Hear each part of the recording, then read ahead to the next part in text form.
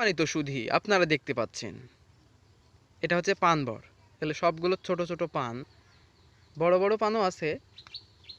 এই পুরোটাকে বলা হয় পান বরজ। আর এই যে এক একটাকে বলা হয় পিলি। এটা হচ্ছে এলাকায় নাম। এই যেগুলোকে বলা হয় এক একটাকে পিলি বলা হয়। আর সবগুলো পান, এটা লতার মতো একটা জিনিস দেখতে পাচ্ছেন। এই যে আমি যদি হাত দিয়ে দেখাই, এই যে এটা নিচ থেকে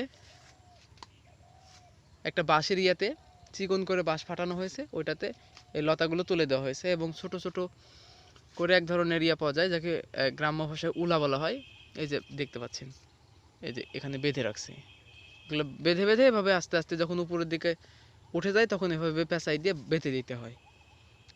আর এটা একটা সময় নিচ থেকে পান ছিল, পানগুলো নিচ থেকে একদম উপর পর্যন্ত পান হয়ে যাবে। তারপর একটা নির্দিষ্ট সময় পরে